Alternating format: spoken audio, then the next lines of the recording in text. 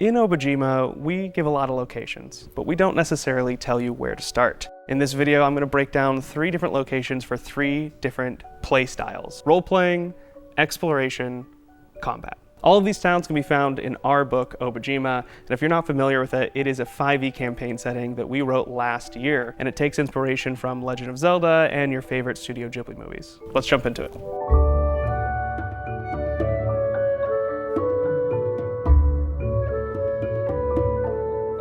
Let's start off with Okiri Village. Okiri Village is your standard My Neighbor Totoro leisure fantasy style starting town. It's modeled after that opening village of Kakariko in Ocarina of Time. There's unique characters running around. It's very whimsical, it's very fun, it's very upbeat. If you're new to D&D, Okiri Village is a great place for you to start out in.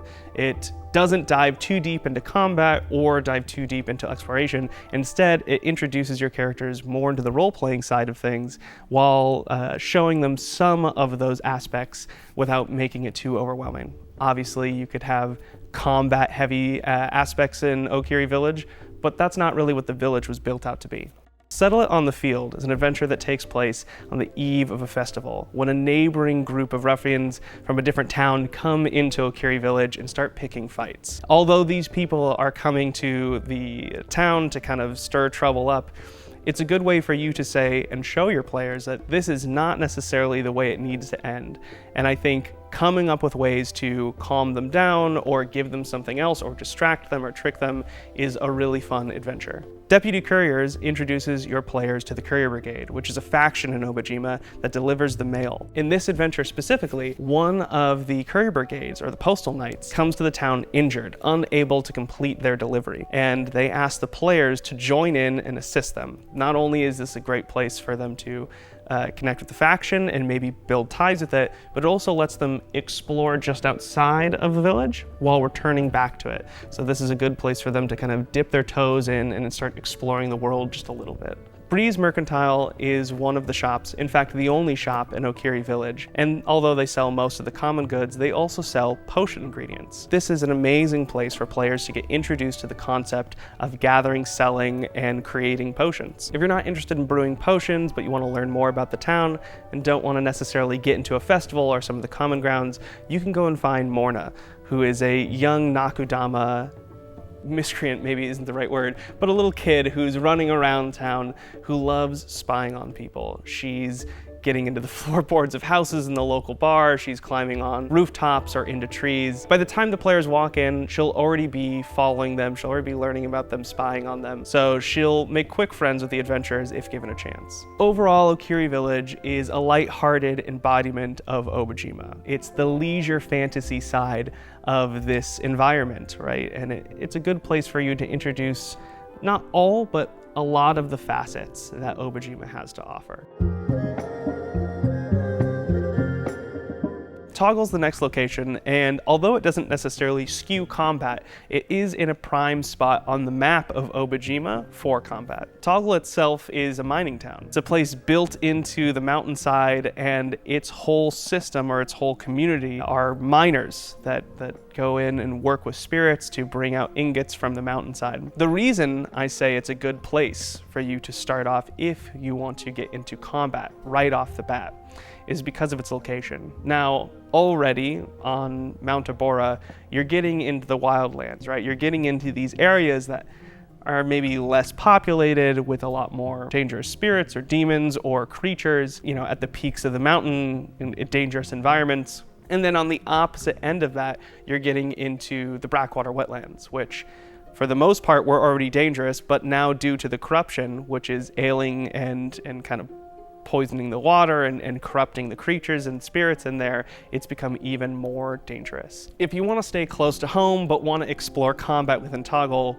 I would start by going into the mines. The denizens of the mines are a wide variety, but some of the more dangerous ones are creatures like slaggers, which are these ginormous stone magma balloons which float throughout the caverns. And so miners will, to fill up an area and go through and work through this vein, they might gather huge collections of coal and put it on the opposite end of the mine for the slaggers to eat while they try to explore this section of the vein. On the opposite end, getting into the Brackwater wetlands, you start to get into one of the heavier plot lines within Obojima, which is the ailment that the island is going under. This sickness called the corruption, which is not only poisoning the island itself, but also affecting the creatures and the spirits on it. Outside of combat, but in Toggle, you can find interesting characters like Duro and Garo, which are Dara blacksmiths that have come up with a unique style of forging called glyph forging, where they enchant metals each time they fold over iron ingots and things like that. Also, side note, if you don't know what a Dara is, it's one of the new creature types or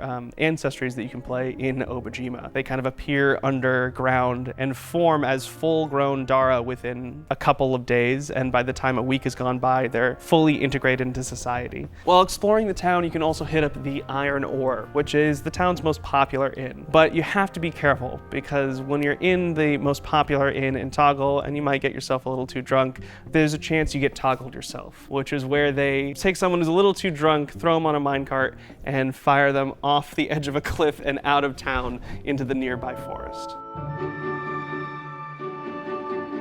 Yaman is our last and final city to talk about, but it is also the city of Obojima. Yaman is the largest location in all of the island. Rather than a fantasy village built out in a mountainside or in a forest at the edge of a field like Okiri Village, this is a modern city that all of these fantasy characters are living in. It's filled with apartment complexes and paved streets and rail systems. It is a very specific feeling that Obojima is able to offer. In addition to role-playing and combat, which can also be found here, it really suits itself for diving into the kind of utility, exploration, adventuring side of D&D. Every facet of the factions are found here. So we have the sword schools and the different witch covens.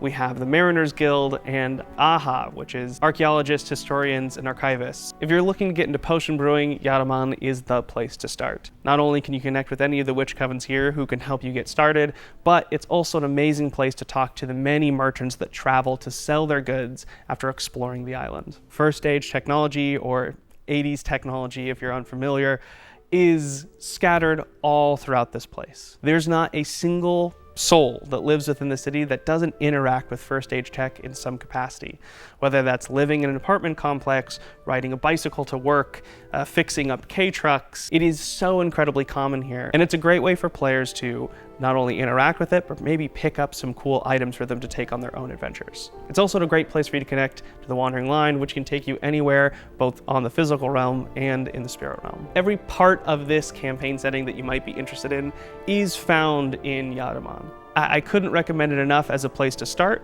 but I also recommend it as the upgrade, right? If you start in one of the smaller places, heading to Yaman is always an amazing low-level ending adventure point for you to get them to Yaman. That being said, there are many locations for you to start on, so I'm just going to list a handful of them really quick for you to kind of get an idea of other options that might have not been talked about in this video. Skykite Valley is the second biggest city outside of Yaman, and it dives into the kind of fantasy feeling that maybe Porco Rosso might give, or a little bit of Nausicaa, where people are flying around on gliders. There's a lot of mechanical ingenuity, and it's a very upbeat, positive city side. If you want to start in the spirit realm and jump straight into kind of a spirit-driven story, starting in the spirit market, Elua, is an amazing place to jump into. If you're into Spirited Away or the kind of like My Neighbor Totoro interaction with like heavy spirit themed stories, just start in the spirit realm is an amazing place to do it. Lastly, if you're looking for a potion driven campaign, starting in a place like Okiri Village, which is the city of mushrooms, is a great place to start. With local forest and the truffle hunt on the way, you can definitely find a lot of potion ingredients and a lot of eclectic witches to help brew potions early on in your game if you start off in Okiri. Like I said earlier, these are just some of the locations you can find in Obojima. There are plenty more that you can find in the book, and you can build some yourself. There's no need to start off in the pre-made locations that we have for you. We've left Obojima as a sandbox for you to build and play in. And if you like anything I said here, but you want to mix it up, I highly recommend you build and create and explore yourself. And if you do, I'd love to hear about it in our Discord or in the comments section below. I'd love to also hear maybe what your thoughts are on the 3 major cities or 3 major starting locations I talked about in the video. Thanks for hearing me ramble and enjoy this music.